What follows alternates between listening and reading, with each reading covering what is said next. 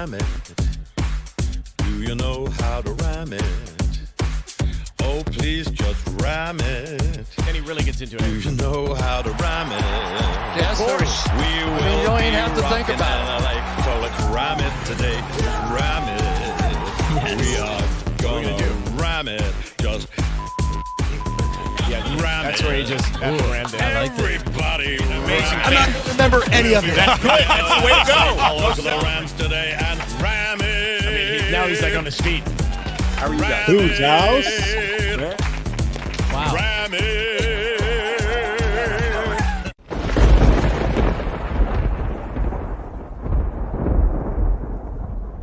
Hey, everybody, welcome back to another episode of Rams Brothers the Pod. I'm your host, Dean, and I'm joined by the other host of this show, Nick. And Nick, wearing an American Idol shirt, but ready for this Sunday against the Cowboys. How do you feel? Yeah, you can't tell, but because the hat's backwards. Conference championship hat doesn't get enough love as the Super Bowl. Hat. Yeah, as the Super Bowl championship hat, but conference champions. I'm good, man. I feel good. Ready to hopefully not drop one against the Cowboys, and by the end of this pod, once again, feel like they're going to win. Because right now, I really don't know. I feel like they could easily lose. I think I could convince you by the end of this episode. Okay. The conference champs hat brings me back to the 2018 year because it reminds me of the divisional round with C.J. Anderson and Todd Gurley, as those highlights seem to be circulating all over the interwebs. You see a little bit of Todd Gurley, you see a little bit of Cowboys highlights. And for whatever reason, it brings me back. Obviously, we just won the conference championship against the 49ers. But that year specifically felt like it was special and was reminiscent of, obviously, the Cowboys. And it's the first thing that came to mind when I saw the hat. So, Do you mind if I do the ad read for this, Sure. this time? Go for it. Yeah, do it. So Bet Online. Don't forget about Bet Online. Never count them out. Football is back, and Bet Online remains the number one source for all your football betting needs this season. You'll find the latest odds, matchup info, player news, and game trends. And as your continued source for all sports wagering info, Bet Online features live betting, free contests, live scores, giveaways all season long. Always the fastest and easiest way to bet on all your favorite sports like MLB, MMA, tennis, boxing, and even golf. Wow. Head to betonline.ag to join and receive your 100% welcome bonus. It's not 50, it's 100%. Make sure you use promo codes BLEAV to receive your rewards. Bet Online, where the game starts. And if you give me a second, I will flash Believe on the screen so you could see it. Type in the promo code BLEAV and get your 100% welcome bonus. Sounds good. Might have to use some of that money on some of Nick's picks later in this episode. I don't know. What do you think? Yeah, once again, another weird week, but we did pretty well last week. So hopefully, weird weeks guarantee cash flow. And we like guaranteed cash flow. Let's start with the 3-1 Dallas Cowboys, Nick. Led by Cooper Rush. They played the Bucs, the Bengals, the Giants, and the Commanders so far. They held the Bengals to 17 points. They held Brady to 19 points in the first game of the season. Then the other two teams put up 10 and 16 points. I think it was the Commanders put up 16 and the Giants put up 10. So obviously a lot of the conversation is going to be about the Cowboys defense. I think there's enough to talk about within the way that they're generating pressure with all the star power they have on defense, with the recent comments from Micah Parsons. I think that there's a lot to talk about with the defense, but I want to start it off with Cooper Rush and the Cowboys offense, Nick, if that's okay with you, because I have a comparison that I think I'm going to draw, which is going to be my first selling point to you that will then convince you that the Rams are going to win this game. So Cooper Rush to me is John Wolford. That's what he is. So they're going to lose. I cannot be convinced otherwise. He threw one of the worst interceptions that I've ever seen, especially this season, all year. Seriously, last year. And it was a long developing crosser to CeeDee Lamb. He had a little bit of pressure in his face. He opened up his body, didn't plant his foot, and threw up a prayer. And he is in these games as a backup to make a very limited amount of mistakes. And I feel like that's exactly what he's done in 4 straight weeks coming in for Dak Prescott in week 1. There's no quarterback controversy. I just feel like the defense is that damn good. And I feel like Jerry Jones will draw comparisons to Tony Romo and the whole backup quarterback. Oh, he's selling tickets. He's always selling something. The most profitable franchise in football. He's always actively selling. The Cooper Rush stuff strikes me as just like, hey, we're 3-1 with this weird little guy. Who would have thought? And not. I mean, there should be zero QB controversy. The minute Dak is healthy, he should be able to come back. I read today, I forget which defenseman, they asked them if they're planning for a potential Dak return, and they were just like, no. It's like we are planning for Cooper Rush. So whoever, You're talking about a Rams defensive player? Yeah. Cooper Rush is the starting quarterback on Sunday. Yeah. I mean, you know how these things are. Right, like 1 second before kickoff, and be like, and Dak is back. Yeah, I don't know. I think that the plan for this week, at least until the end of this week, is going to be Cooper Rush. Right? I don't think that there's going to be any drastic changes. If there are, we'll know about it, and we'll obviously report it accordingly. But the sample size of the Dallas Cowboys within these first 4 weeks is Cooper Rush anyway. So I think it's fair to evaluate what he's done. A lot of Cooper Rush, a lot of Pollard, a lot of Zeke. Yeah, exactly. And you know what? It's a lot of CeeDee Lamb too. You see a lot of CeeDee Lamb. You see them kind of do a little bit of what they do with Cooper Kupp, have them lined up in the slot, have them lined up in the X all over the place. I want to see them do with Cooper Kupp exactly what the Niners did with Cooper Kupp, what the Rams could possibly do with CeeDee Lamb. I think you're going to put us in a good position to where if you're taking away everything that CeeDee Lamb is, you could allow him 8, 9, 10 targets, but if you're taking away everything outside of CeeDee Lamb, if you're forcing the ball to Noah Brown or Michael Gallup or your favorite player, Dalton Schultz, your fantasy tight end, CeeDee's averaging, I think, over 8 targets per game. So you let him win. You let them beat you. You let CeeDee Lamb come out in space. You let him catch the ball. You let him make some plays. But you do the same thing to where it feels like CeeDee then, as the game develops, is your primary read, your primary progression. And then when the pocket collapses and pressure comes in, you have to go to a second progression if CeeDee Lamb is doubled, right? So kind of the same thought process with Cooper Kupp. You could force other players to beat you. You're not going to have as close of a game as you've seen over the past couple of weeks. And I feel like the offensive line too, they've allowed pressure on 29% of dropbacks, and the Rams' pressure rate against the 49ers was 10%. So it's an opportunity to turn up the pressure and generate some intricate blitzes. But at the same time, like, there's the left tackle. It's no longer Tyron Smith. It's Tyler Smith. And the right side is far better than the left side, I think, for the Cowboys. It's Zach Martin and Terrence Steele, two of their highest graded offensive players. So I feel like there's an opportunity to, if you allow CeeDee Lamb to catch some passes early on, and then you throughout the game progressively start collapsing on him, taking away him as a primary read as the game goes on, you're going to be able to make some plays defensively and create some turnovers. And I think that's what we need in this game. We need some defensive turnovers.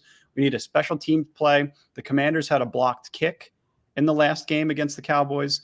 So I think you need some funny things to happen. But at the same time, if you're organically generating pressure and you're kind of harping on a weak left side offensive line, you're going to have some opportunities on the defensive side of the ball. Yeah, I just think the way that this Cowboys offense is structured, it does scare me a little bit.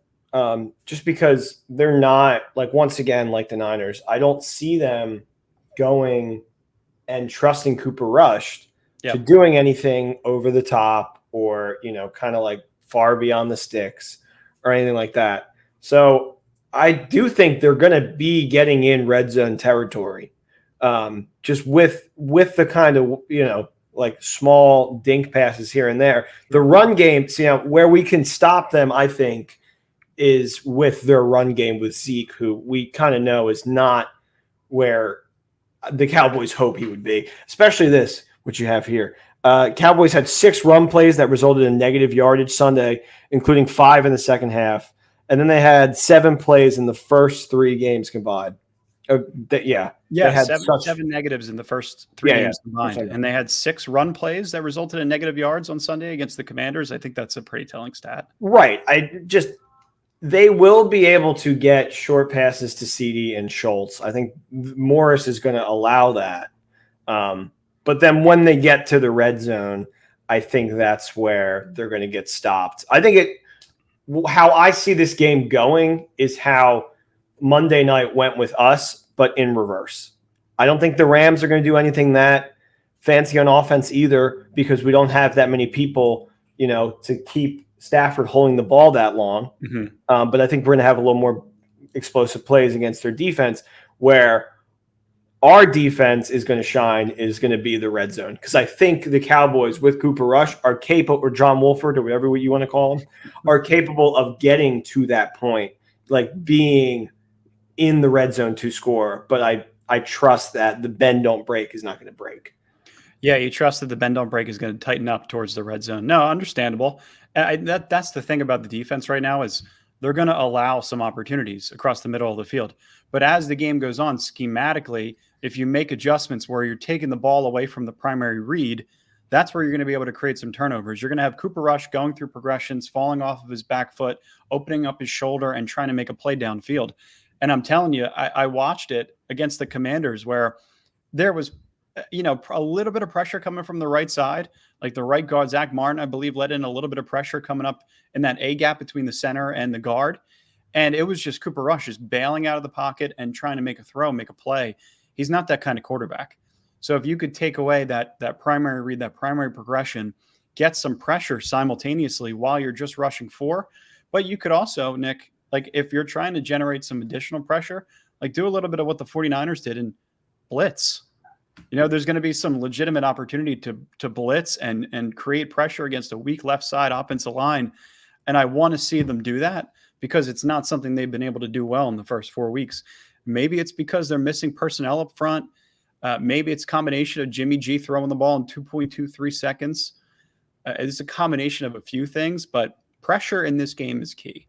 And I think that with this offense, negative run plays, negative pass plays, keeping things in front of you, and then collapsing in the red zone and putting down the clamp, I think we're going to have some opportunities defensively. And that, I also think, well, I don't think Jimmy G is a fantastic quarterback. I think he's good at what the Niners ask him to do. Yep. I do think Cooper Rush is going to probably give one back to us. Yeah. Too many of these games I'm watching, like the opposing quarterbacks just make like zero mistakes, if any. So that's the thing. Right. Generate you have to put the defense in a position to be able to capitalize on those mistakes. And that is one thing where they haven't been, or at least I haven't really seen anything like that. But then again, that could just be them not making any mistakes, like the offense. And you know what it is? It's a combination too. It's like Jimmy G makes limited mistakes because he doesn't take a lot of shots. And that's the same offensive mold that Cooper Rush has been put in with Kellen Moore. So, I mean, it's actually the best form of practice that you could have from week to week because you're not going to have somebody that's trying to stretch the boundaries. You're going to have somebody that's going to try to take a deep shot across the middle, or you're going to have one guy on the outside by himself trying to beat man coverage. And that's where they'll feel like they have a shot or an opportunity. But still, it's not explosive the way that the Rams offense was last year. Obviously, the Rams' offense is bottom of the barrel in terms of explosive plays this year. But crazy. Yeah, but I think I potentially cracked the code on what the offense needs to do based on some of Liam Cohn's comments that came out today. But the Cowboys defense, we'd be hard-pressed to not mention them at length in this episode. Dan Quinn, Nick, another comparison that I'm going to draw, another Rams and Cowboys comparison that I'm going to draw. Dan Quinn is coaching like he wants another head coaching gig. Is Dan Quinn the Jeff Fisher of the modern era? Is he? I don't. Why? I mean, coaching in the Super Bowl against Tom Brady and losing to being the head coach of the Falcons in 2016 with Kyle Shanahan as an offensive coordinator. And now he's now he's specifically a defensive guy. Jeff Fisher could swallow his pride and be a defensive coordinator, but I don't think he can do that. He needs to be the Michigan Panthers head coach. Yeah, I thought it was actually because I forgot that was even a league. I thought you were talking about the Carolina Panthers, the Michigan Panthers. Yeah, I think they were 1-4. Why would you name your team the Panthers if there's already an NFL team called the Panthers? I don't know. I was thinking that, but Jeff Fisher was the perfect fit for it. Fans are calling this Cowboys defense the best they've ever seen. Multiple tweets. I mean, Cowboys fans could be a little erratic. Well, but best you've ever seen. It's extremely impressive. It specifically is built around the star power and the speed on the roster, which ultimately is pretty scary. When you watch them in real time, they're flying around the ball. They're doing a lot of the same things San Francisco does in terms of generating pressure. They have players that can play multiple positions in Micah Parsons, Anthony Barr, can both line up as an edge rusher, can also line up as linebackers. Van Der Esch, Trayvon Diggs. I mean, you're talking about a legitimate amount of star power on this defense to where it could get a little scary. Like their front is really good. Like they're going to get pressure while rushing forward with DeMarcus Lawrence. He's a good player. And Dorrance Armstrong on the other side of the edge. Quentin Bohanna and O.C. Odie. Like these guys are all decent pass rushers. And even if they're not rushing the passer specifically, they're big enough bodies to be able to clog gaps and stop the run. So it feels like with this team specifically, like you have to be able to avoid the Donovan Wilsons of the world. Like he's going to be your Hafanga in this game, where he's ridiculously good at the safety position. He's going to blitz like crazy. He's got game wrecker ability. You know, it's reminiscent of what you're seeing from week to week on both sides of the ball. So it doesn't necessarily feel like it's an impossible task, but with the offensive line that we have right now, with the way that our offense has schemed up their game plans from week to week, feels like there's a little bit you could take from Atlanta, a little bit you could take from Arizona, pieces you could take from San Francisco, and try to put it all together with the current personnel that you do have.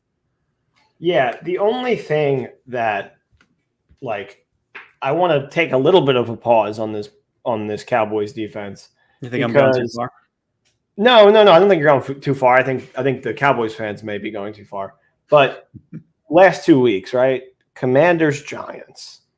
I think of like an okay defense is going to look amazing against Carson Wentz. Sure. And then, by the end of that Giants game, Saquon was able to kind of break out and have a couple big runs. So I think you really just have to grind it out, stick to the run game, get the ball out of Stafford's hands fast, which for some reason we just seems like is impossible. It's like they need to kind of be doing something more creative. It's like he needs to be like challenging himself to continue to grow, when really, what year is this for him? Sixth year as head coach? For who? For Stafford? No, for McVay. This is year 6. 6. So you're 6 years in. I don't think you need to be trying to command like an entirely new creative scheme. Like you should know what works at this point. You should see it work against you. So let's kind of get back to the basics. Maybe a little Jeff Fisher football. Yeah. Well, I don't necessarily. I don't know about Jeff Fisher football. No, I'm not asking for that from an offensive perspective whatsoever. Yeah. But it's a very, very good point. Like this is where they're weak. As of right now, the Cowboys defense has allowed the most explosive run plays of 10 plus yards and the highest explosive run percentage this season. So if you're going to dedicate yourself to the run game in one single week, it would be this one. But like last year, I think I can only remember that happening 1 or 2 times. Yeah. Jacksonville is the only one that's coming to my mind. Were they just fully committed to the run? Not even one comes to mind. Yeah, just Jacksonville. I remember they called it like the Henderson game or the Sony game. I don't know, one of the two. Yeah, might have been a combination of the two based on when part of the season it was. I'm trying to think too. That was the first December game after winless November. Yeah. I mean, do you use primarily Darrell Henderson in this game, or you think you're going to get a larger carry share from Cam Akers in this game? Like I feel like they have to be able to commit to one single back in this game. You could obviously rotate in Cam Akers as a pass catcher, as a decoy, but if you stick with Darrell Henderson, I feel like he showed you more out of 4 games. I mean, he could have one of his bigger games this season so far. The worry with Cam is you think that, I mean, to me personally, the worry is he's going to fumble, right? He's just kind of more of a fumbler. I mean, not necessarily. It's more so, is he big enough? Is he strong enough to hit the hole? Is the offensive line tough enough to hold him up? And if he gets hit behind the line of scrimmage, is it going to put us in an awkward down and distance that we can't overcome? And then not only that, but the pass blocking, I think, is better with Henderson. So, and then, I'm not against the committee, truly. I think getting Brown in there could even be impactful. I don't think you need to. I mean, you're clearly on the. I only want to see Darryl, but I think they can kind of run all 3, and then let's stop. Can we stop with nobody in the backfield but Stafford on 3rd down? No, I know. Empty it's killing us. I know. Yeah. You have to be able to put the quarterback under center enough to where you can mirror and marry the run and pass game. Like that's what I feel like the concern is. I'm not dead set on Darrell Henderson at all. What I'm dead set on is a better performance from the offensive line. Because your good games from your running backs are going to come when your offensive line can protect up front. I don't feel like they have that power right now, but I feel like if anybody has better vision, better ability to break a run, more consistency, a better average per carry, yards per carry, I think it's Darrell Henderson. I just think something has to give with one of these two backs. Somebody has to have a game where they show, look, I'm picking up I'm averaging 4 to 5 on the run. Mm-hmm. Let's give me the ball. And we haven't seen it yet. We didn't see it last year, which is why we brought in Sony. And, it's just – and if it doesn't happen, I expect them to make some moves, like a trade. It's funny. I forgot. I didn't get to bring this up when Dad was on. He was talking way too much. No, I'm just kidding. But I'm sitting there walking back from that game, walking into work. And I'm thinking about it Tuesday morning. And I'm like, if this is my fantasy team, I'm making trades, No, I'm thinking about who I can get, who's available. Ndamukong Suh, free agent right now. Sure, different. So I thought you were talking about a running back. No. I'm just talking about all over. And I just think if they lose this game, I think Snead is up there with a lever, like a villain, and just pulls it. And then the trap door behind people or under people just falls and they just go falling in. And then they just bring in some new guys because this is getting to scary territory, especially because I think teams like Arizona are on the rise and they're also 2-2. So yeah. I mean, they're hosting the Eagles this weekend, the only undefeated team left in the league, which is in my picks. I'm sure it is. Yeah, no, I don't necessarily feel like they're in a position to make a trade right now. If they do make a trade, I feel like it'll be after this week once you can kind of evaluate what you do have, because then you can have a player ramp up before the Panthers game and then have them ramp up for 2 weeks during the bye. So, I mean, I feel like this week there still could be some roster moves made. I don't think so at this point of the week. But then as we get into next week and as we evaluate what happened in this game, you're 5 weeks into the season at this point. I mean, you're essentially a fourth done. So you have to be able to figure out, okay, what needs to come next. If you could do it during the bye week, that's also fine too. But they're going to have some issues. I feel like this offensive line specifically, that's where you're going to need to bring in some players because when I heard Micah Parsons talking about the Rams defense last year, Von Miller and Aaron Donald and Leonard Floyd and Jalen Ramsey and Darius Williams, he was like, this defense was insane. There's nowhere that you could even slide protection. Right. They were insane. All these guys, that's insane. And now you have something on the other side with Van Der Esch and Parsons and Diggs and Wilson and Malik Hooker and DeMarcus Lawrence. I think that's going to be the position group where, you don't need a receiver right now. You're not going to go out and trade for an edge rusher quite yet. Maybe you can bring in, like we talked about in the last podcast, the next Austin Corbett, trade a 5th-round pick and try to bring in somebody that can help protect against these guys because this stuff's not going to let up as the season goes on. I just think they were a unit, right? They were a strong defense last year. People were talking about them. And then going into Monday Night Football in the Niners game, we're down, or Monday Night Playoff Football, sorry. Mm-hmm. First Monday Night Playoff game. We're down 2 safeties, right? Nick Scott and Weddle step in. Freaking Weddle. Dude was on his couch, right? So regardless of where they are with their injuries, I previously had faith for these guys that were being able to step up. And now it's starting to dwindle just from seeing the offensive line. And I know we're we're just pulling, figuring out who could be next up. But it definitely it worries me immensely because the one thing Carolina is good at, and I know we're talking about Dallas, but Carolina has an amazing defense too. And if the Niners just laid out the blueprint of how to keep the Rams to 9 points, I mean, anybody can really beat us then. Yeah, I mean, a lot of really good points there. I think that the one thing too, your best point in all of that is the safety thing. Like, when you talk about defensive backs, there's been as many injuries with defensive backs as there are with the offensive line. So maybe what you do with the defensive backs, maybe you bring in an additional safety. Like, we're talking about Donovan Wilson, we're talking about Hufanga from the Niners week over week. Those are both strong safeties. And who's ours right now? It's Taylor Rapp. So I mean, it was Nick Scott and Eric Weddle last year, and this year it's Jordan Fuller when he can get on the field, and potentially Taylor Rapp. And then who's even playing behind Jordan Fuller at this point? Like, that's the concern. Is I don't think that there's not enough on the back end. Like, when you talk about like tackles downfield and being able to be in a too high shell and variations of that, and using your safeties to blitz and using your defensive backs to blitz and switching up, mismatches and being able to adjust on the fly.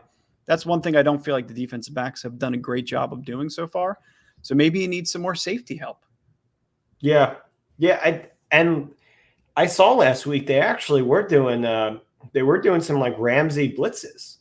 They were and they were moving Donald around the line to get him all over the place. Yeah. And I didn't like that, honestly. You have to, he's getting triple teamed. You need somebody else to step up. Baines, where have you been? Yeah, he's just not much of a pass rusher. But I mean, Aaron Donald's all the way lined up outside of a tight end. Yeah, what is that about? He's not going to be able to get there in time. No. And that's one of the things. You have to depend on somebody else to win a one-on-one matchup, whether that's Greg Gaines or Ashawn Robinson or Leonard Floyd Ndamukong Suh. Or somebody like Ndamukong Suh. Right, exactly. So what we've evaluated is that they need help in multiple positions, not necessarily to win this game, but along the line. I mean, it is nice that these are two winnable games against opponents that are in the NFC, which is the weaker of the two AFC NFC conferences. So if you can get these 2 wins, go into the bye, reset, rest, come out against San Francisco, get a win, and then you're complete, everything that we feel right now is completely washed away. It does worry me, though, because I feel like they can drop one of these two easily. Yeah, particularly this one against They Dallas. just don't have enough. Yeah. They don't have enough up front on both sides of the ball. And you're going to have to see a big improvement week over week. And you're going to need some health. And you're going to need potentially a free agent signing and somebody to step up. You need a combination of all those things to go right. Before we talk about the Rams' defense, do you want to talk about our latest sponsor, Liquid Death? Yeah, why don't you do this one? Because I did the other one. Sounds good. Liquid Death. There is a new water brand out there, and you may have heard of it. It looks like a tall boy, but it's actually just a tall boy mountain spring water that's available in still, sparkling, and 3 flavors. It's Liquid Death. There's something about drinking water out of a can. To me, it's insanely refreshing. Fool your mom, fool your grandma, and have them think you're just drinking an ice cold can of water. But in reality, you are just drinking an ice cold can of water. That's the trick. It could be a beer, but it's actually not. It's Liquid Death. You snuck it out of the garage. You snuck it into the basement. You're drinking it on the podcast. Whatever the hell you want to do, it's Liquid Death. So go get your Liquid Death at local Whole Foods, Ralph's, Albertsons, Vons, or 7-Eleven, or find Liquid Death at a retailer near you with a store locator tool at www.liquiddeath.com/LAFB. And it is now flashing on your screen. Get yourself a cold, refreshing Liquid Death. Rams' offense, Nick, before we jump into Nick's picks, Monday night against the San Francisco 49ers, we lost Coleman Shelton, who was the starting right guard for this team when Brian Allen was still at center. Brian Allen obviously hurt, could potentially come back after the bye with Van Jefferson, hopefully sooner, but we don't want to rush him back. Then they elevated Matt Skura to the practice squad, to the 53-man roster. So up and up he goes. And McVay was talking about Jeremiah Coloni, who's going to potentially start against the Cowboys at center. I mean, just there, you're talking about a lot of moving pieces. Like Havenstein has an ankle injury that's not really being talked about too much. Noteboom had a knee injury earlier on in the season. the whole offensive line is hurt. All 5 starting players get hurt. You've now played 9 different starters on the offensive line. And that's why this matchup is not good for us right now. Like, I want to be able to convince you that the Rams offense is in a really good position to be able to overcome a lot of this stuff, but they're not. But I think that there are a couple ways that we can kind of get through it together. What happened to convincing me? Well, I'm going to convince you. I'm going to contradict myself a little bit, and then I'm going to convince you. Matt Stafford, he averaged 5.3 yards per attempt against the 49ers. And we know that the Rams are very last in the league in terms of explosive plays. Part of that game plan, I feel like we talked about this, still kind of needs to be implemented.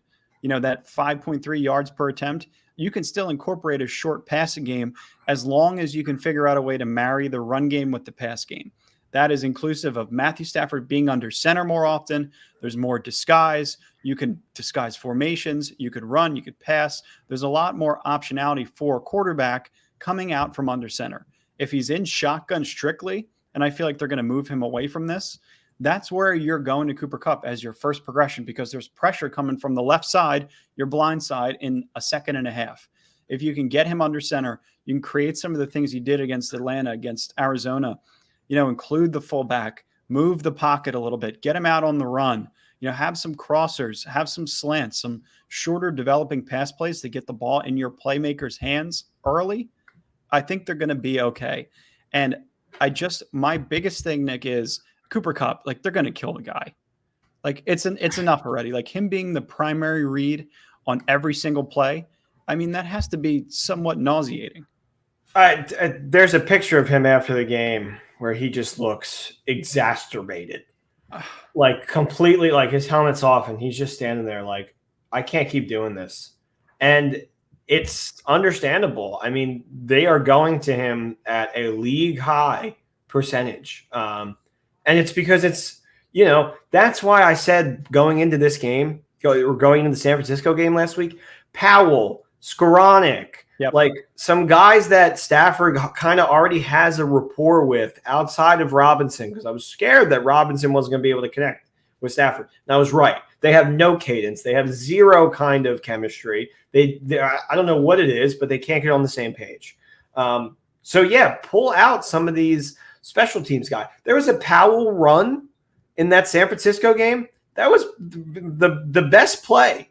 And then McVay was like, all right, we used it, going to file it away. Yeah, right. Like, right. I'm at the point where it's like, why not, like, get Kupp, like, pitch it to Kupp, have him throw it to somebody if they're open.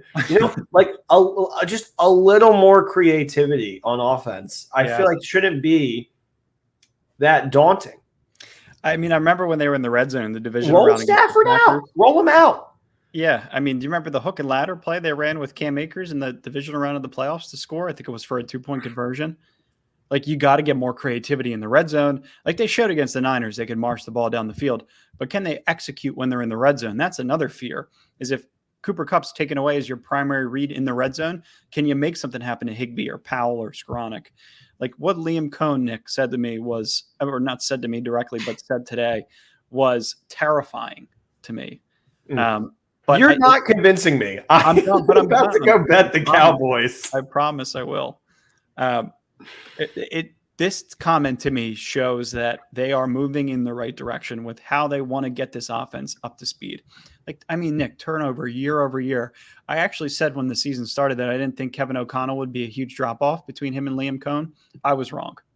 Like, you have to be extremely creative and it's a tough evaluation when you only have so many offensive linemen that can play, but you have to be able to be creative and get somebody like Allen Robinson involved immediately, the same way that they were able to do with Odell Beckham Jr.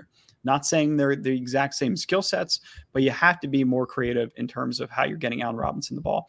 And that's exactly what he said. He said, Cooper Kupp, you always want him to be the first read. And it's really just got to be more creative ways in terms of getting Allen Robinson the ball to be the primary.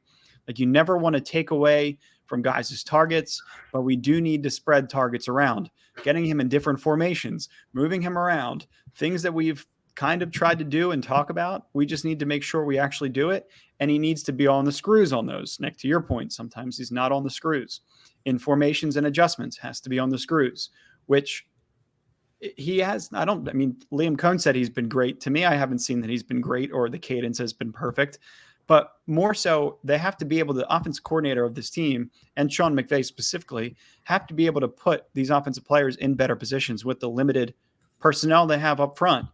And in terms of facilitating and working through this kind of stuff while also game planning for opponents, he said it's really just formation identification, formation variety at the end of the day. Nick, this is stuff that we talk about week over week over week. Like, formation variety, get Cooper Kupp in the backfield, get Allen Robinson in the backfield, line Allen Robinson up in the slot, have him throw the ball, give him do anything to be able to get the ball in your hands of a playmaker to avoid taking negative plays.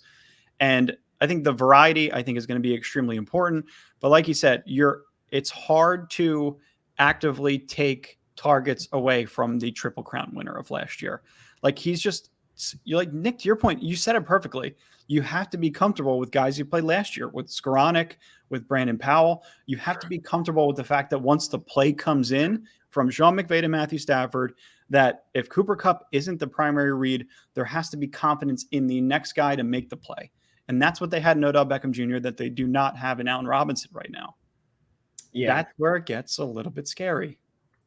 The only thing with that comment, you want Kupp to be at every single target, right? You want him to be the first read every time. Yeah.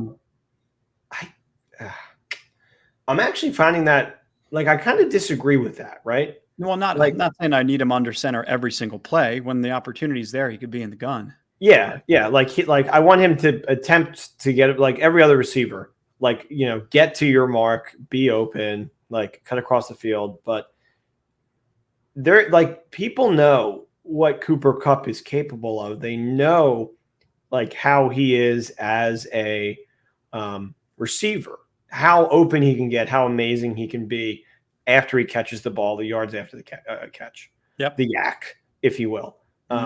But that's not enough. That is not going to be enough. It worked in the Super Bowl because that's all we had, but we need more playmakers. We need to be getting the ball into Robinson's hands. Pitch it to him, give it to get him comfortable with the ball, short passes, Robinson. And then also I don't know when Tutu is even going to be able to get in. That is a whole nother, crosshair situation that I don't even want to touch. I mean, bare bones, he does what Deshaun Jackson does and can pull safety over. Yeah, exactly. And we know Stafford's capable of making that throw.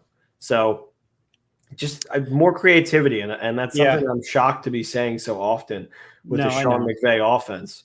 Well, the reason why I say that about the offense too, and I want Matthew Stafford under center, is because their personnel up front is different when they're in a base defending against the run versus when they're in a nickel, right? And they have an extra corner on the field, and they have an extra corner to defend the slot receiver like Cooper Kupp.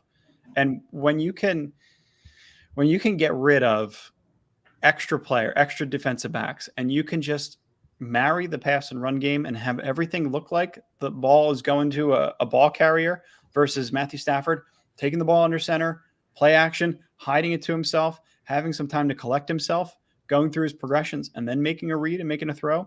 Like shotgun, it's you versus the world when you're an empty. And teams are starting to move away from that. And I think that the trend coming out of last year to this year is get your quarterback under center a little bit more, be able to push the line of scrimmage, get yourself, like San Francisco, Nick, was in 3rd and 5, 3rd and 3, 3rd and 4.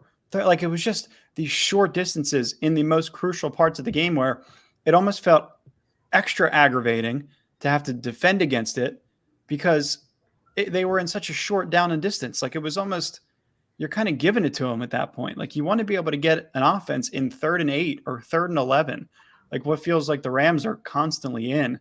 If you can just develop 2-3 yards per carry on first down, another 6 yards, on a toss, or another 6 yards on a slant, something to get yourself in a down and distance that makes you a better offense and you can convert more frequently is going to be the key to this game. Yeah.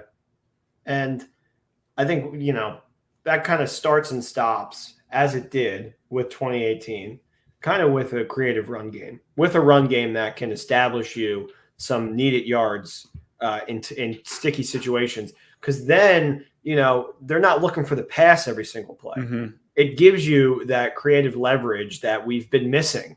Last year, they kind of figured it out without it, which is kind of nuts. Yeah, but it totally is.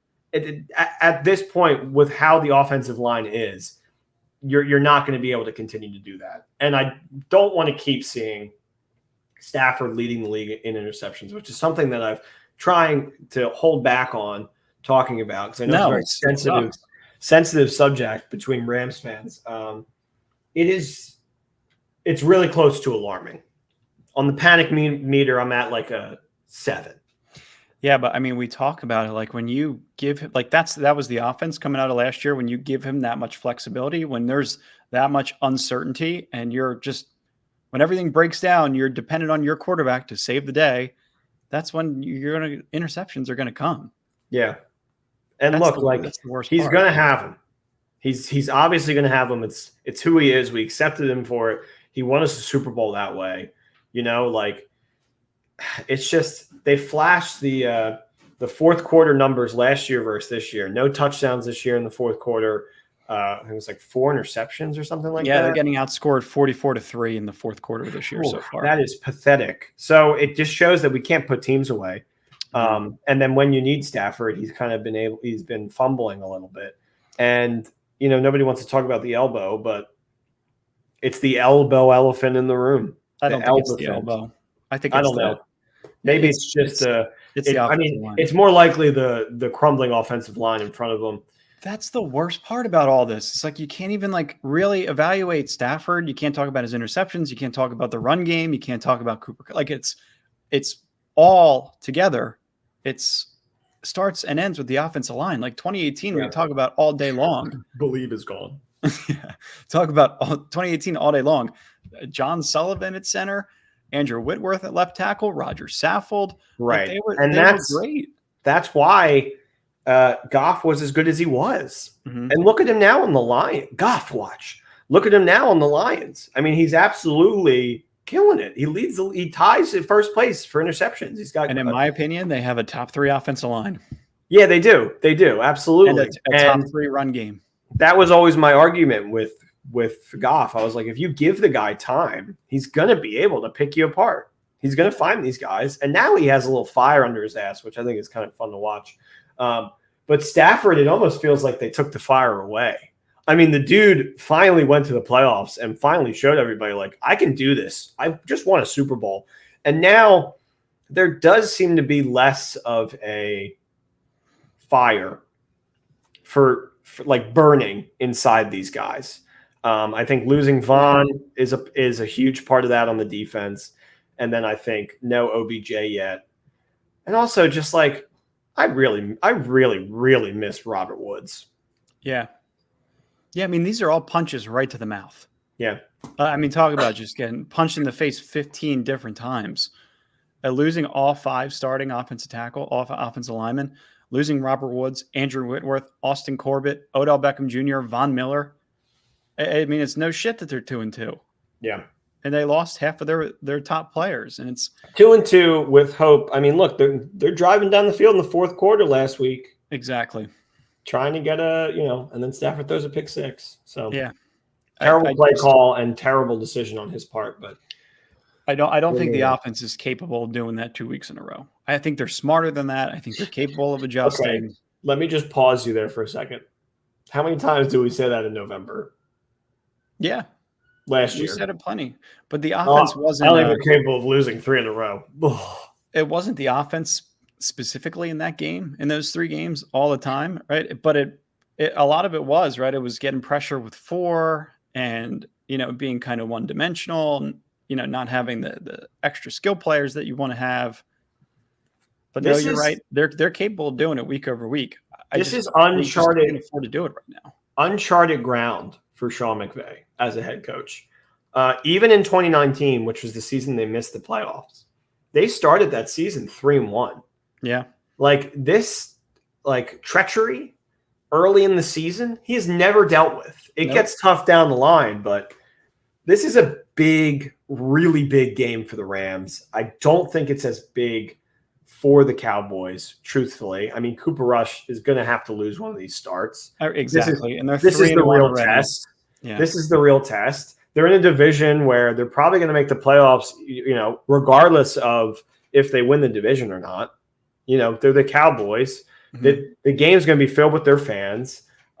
They have a real chance of stealing, but I think if the Rams are hungry enough for it, the game is going to be right there the whole time. Right. They're never going to be out of it. Nope. And yeah, I totally that's just how agree. I feel. Yeah, no, I tried to bring you full circle. I really did. I'm not sold though. I'm not I sold. don't know if I successfully did. I have a you good sold? feeling about this game. Would you put $300 on them? Yeah, I would in this game. Yeah, I would straight up put $300 on them to win. Not the spread. Listen, they have 3 good coaches right now, or I guess you could say 2. They have Kellen Moore and they have Dan Quinn, and then there's obviously Mike McCarthy leading the way. The funny analogy was that they're all operating as independent contractors because there's no possible way that they're all working together. Mike McCarthy is a true boss's boss where he doesn't do anything. He's just a delegator. Yeah. Mm-hmm. Totally. I feel like they have an advantage from a coaching perspective. Coming out the way that they just got punched in the mouth, I feel like Sean McVay is going to prepare every game he has to prepare. Yeah, like it's a playoff game. And again, you're preparing for Cooper Rush and CeeDee Lamb and Michael Gallup and Dalton Schultz. And you're not preparing for Debo and Brandon Ayuk and Jeff Wilson Jr. and this incredibly tough run scheme to stop. I think we've listed enough stats in this episode that give us at least a fair opportunity. Cowboys DVOA in late and close games is 3rd in the league this year at 29.5%. But at the same time, they've allowed the most explosive rush plays for 10 plus yards and the highest explosive run percentage this season. So for every statistic where it's the Cowboys are great, they're this, they're that, there's ways to break down the defense. And there's also ways to control the clock and control the ball offensively in this game for reasons that we named. So, all right. Before we head on the next picks, Dean, do you mind talking about liquid death for one more second? Just because I am realizing that my computer will die. Yes, I sure can. Absolutely. Liquid death. I don't really think I need to talk about liquid death. I will talk about, though, the Rams' offense.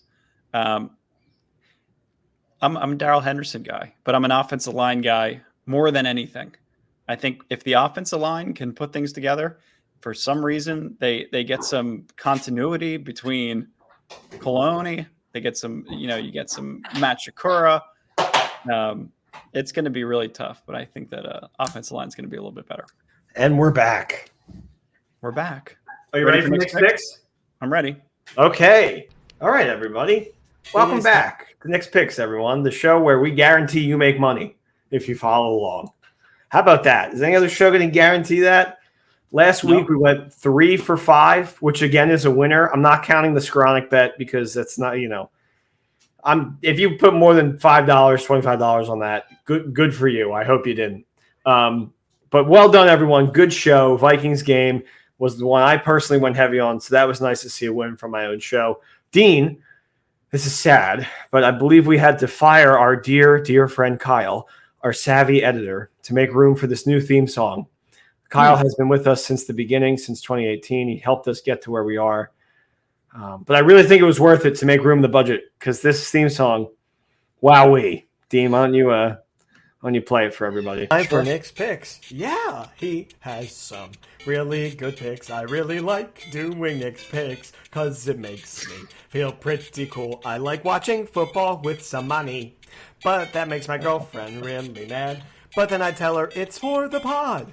Then she gets even more mad. Why do I do this to myself? That was it? Yeah, wait till you're married to see how mad they get at you. Oh, wow. In honor of the Mario trailer, how about that? Wasn't that a beauty? All right, Dean, or should I say Mario, what lock are you going with today? Everybody remember, Dean's locks are not a part of Nick's picks. Last week, Dean said Jags -7. Ugh. Yeah, I think they lost by 8. I'm going Ben Skronik anytime touchdown score. Ben Skronik anytime touchdown score. We don't like that. We do not like that. Me and Zola. But as your lock? Yep. Okay. Yep. Player prop lock. That's bizarre. That's bizarre. Away we What go happens? into Nick's picks. Giants versus Packers. This is the first time. This is a cool stat. First time a London game is being played where two teams have a winning record. I saw that. Packers Giants. Yeah. I still don't believe that the Giants have a winning record, but They're do. 3-1, baby. Yeah, I know. Who bet on them on their one loss? Me. I'm trying to go 2-0 in Tottenham Hotspur games this season. And the Packers are a weird team. Aaron Rodgers' haircut is horrendous. No one really trusts them. Their receiving core is meh. And yet they pulled out 2 close wins. They finished all these games strong, but they have a problem putting teams away, which is exactly why I'm going Giants +8. I like the way the Giants are using Daniel Jones, which is a odd way. We're going to it's like we're going to use this man and we're going to abuse him, but we also kind of love him. It's similar to how Rick uses Morty. Anyway, we didn't get the weird London upset last week. I think this is the game where we get maybe that weird upset. Look, my heart is telling me Giants, but more likely what happens is they keep it close and Green Bay pulls through. I like +8 as a line because you can score a touchdown and you're still kind of in the money. If Daniel Jones doesn't play, the line will probably drastically move, in which case I'm going to say stay away. But I think he's going to play. Everything I read makes it seem like he is going to play. So I'm going to say 19-21. Green Bay is able to deliver the win in Tottenham Hotspur. But the Giants cover. Yes, but the Giants cover. So we're not doing Giants money line. We're doing Giants +8. Okay. Yeah.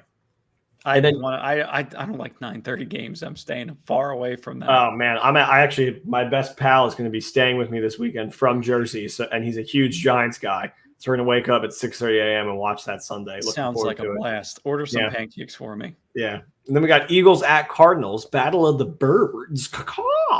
I think this game is the game the Eagles go down. I really do, Dean. I think Arizona is going to be fighting hard for this game. I think they finally are going to start hot.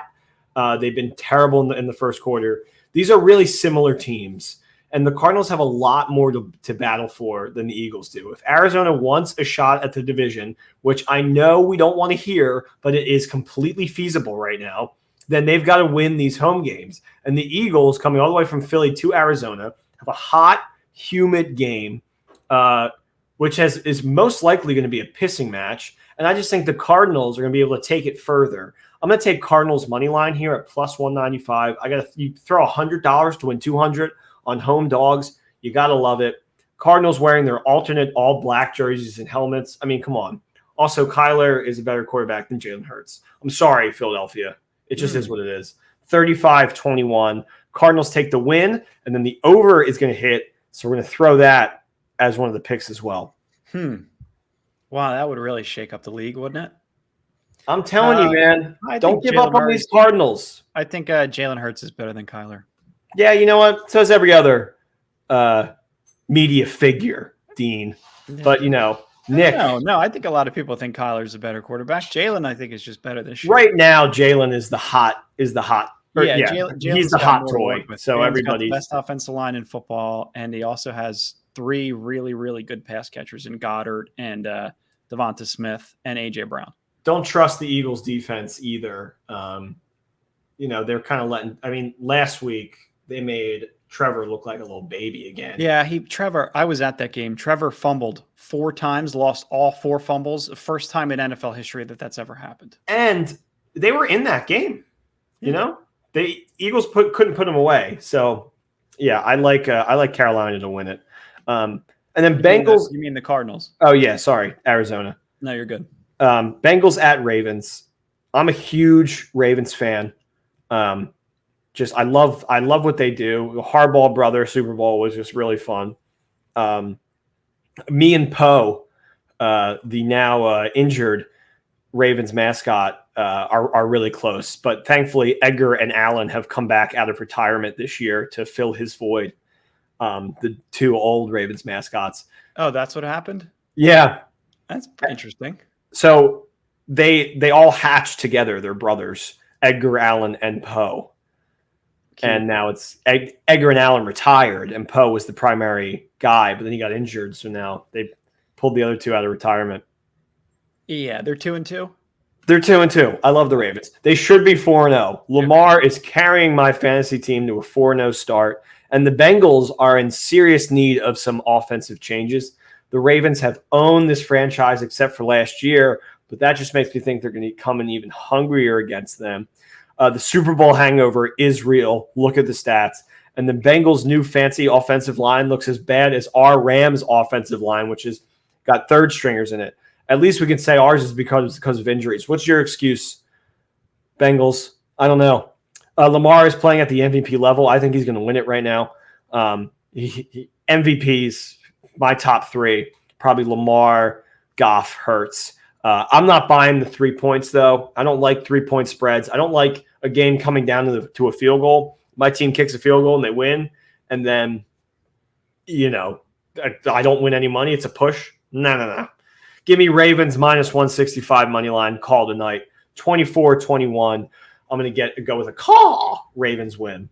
Edgar Allen and Poe all involved in that victory. No, Poe is not. He's injured. Well, he's coaching from the sideline. Probably. I'm sure he's giving them a spiritual, if anything. So then run it back. Giants +8, minus 110. Cardinals money line plus 195. Over 49 in Cardinals. Eagles minus 110. Ravens money line minus 165. And then my quick pick, under 46.5, Steelers versus the Bills. This is a fun stat. Under in games when the spread is 11 or higher. A tried and true method that has had a 61% success rate. Oh, yeah. Tried and true. It's 61%. Oh, that is an amazing. Like, if you're like a professional gambler, 61% of the time, that is huge. 61% of the time means I'm going to lose half the bets that I place. That's all I see when I see 61%. Well, listen, just listen to Nick. I almost have a 50% chance of losing.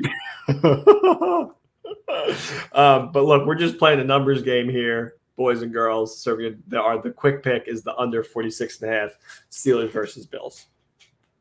Okay. That's it. Those are Nick's picks. Cool. I like it. What'd you think of the theme song this week? I thought the theme song was second overall. First being the Woody's Roundup parody. Second, Mario theme song. It's hard. I can't rank anything over the Monsters Inc. version. Well, I mean, yeah, that one's almost unrankable. Yeah. So that was the third one? Mm-hmm. Okay. And then Wayne's World. Oh, right. Wayne's World also. Okay. That one's fourth. Wayne's World is fourth. Monsters Inc. is 2. Woody's Roundup was 1. And then the Mario was third. Dang. But it's okay. You have time. You're 2-2. 2-2. Yeah. Just like the Rams. I'll call you 3-1 like the Cowboys if you want. And the Wayne's World, you're only L. No. That's okay. Okay. Cool. 2-2. I'll take it. I appreciate it. Oh, we did another hour. Another hour for you guys to listen to. Yeah. Yep, it is. We always somehow I sit down every time. I'm like, oh yeah, we'll probably crank this out 20 to 30. Completely my fault every time. No.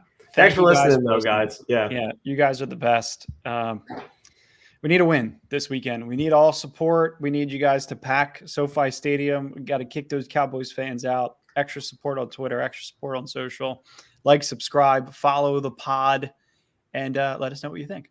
Yes, Crinkle, you're getting your giveaways on the way. Crinkle Cut's shirt is being sent as we speak. Dean didn't once mention that my birthday is tomorrow, so happy birthday, Nick. I was saving it until the very end. Make sure everybody says happy birthday to Nick because his birthday is tomorrow. Thank you. Happy early birthday, brother. Thanks for letting me squeeze this one in before you had a big, busy Friday birthday. Yeah, of course. I love doing this. But yeah, horns up, everybody. Let's get a win. Let's enjoy Monday. Get a nice victory Monday and get out of the 500 territory. Cheers. Go Rams. Go Rams. Peace.